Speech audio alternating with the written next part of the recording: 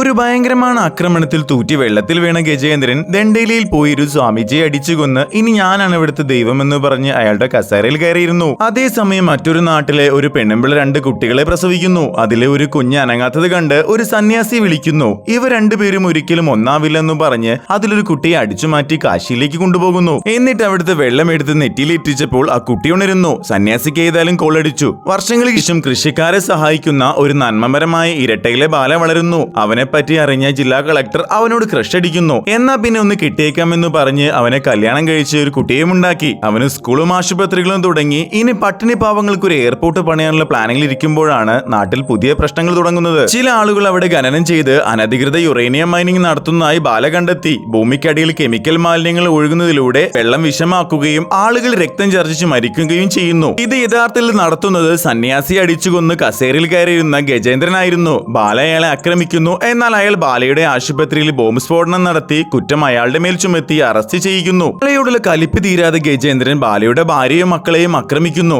അവരെ രക്ഷപ്പെടാൻ ശ്രമിക്കുന്നതിനിടയിൽ ഒരു ഗുഹയിലെത്തി. ആ സമയം അവിടെ അഖണ്ഡ എന്ന പേരിലെ ബാലയെ പോലെ ഒരു അഘോരിയെ കാണുന്നു. പണ്ട് ചെറുപ്പത്തിൽ കാശിക്ക് കൊണ്ടുപോയി വെള്ളത്തിൽ മുക്കിയ അഖണ്ഡ കാട്ടുമുക്കിലും കുറ്റിക്കാട്ടിലുമായി ശിവന്റെ അപരാധമാണെന്ന് പറഞ്ഞ് ജീവിക്കുന്നു. ബാലയുടെ ഭാര്യയും മകളെയും കൊല്ലാനായി വന്നവരെ ഫാൻ പോലെ കറക്കിയെറിയുന്നു. അവസാനം ഗജേന്ദ്രൻ ആളുകൾ കുട്ടിയെ കരിമന്ത്രവാദത്തിലൂടെ കൊല്ലാൻ ശ്രമിക്കുന്നു. ആ സമയം ബാലയും ജയിലിൽ നിന്ന് അവിടേക്ക് വരുന്നു. കലിപ്പ് തീരാതെ അഖണ്ഡ ശിവന്റെ രൂപമെടുത്ത് എല്ലാവരെയും കൊല്ലുന്നു. അത് കണ്ടുകൊണ്ട് വന്ന കുട്ടിയോട് ഇനി ആരെങ്കിലും ആക്രമിക്കാൻ വന്നാൽ ഗുലാന്റെ ആളാണെന്ന് പറഞ്ഞാൽ മതിയെന്ന് പറയുന്നു.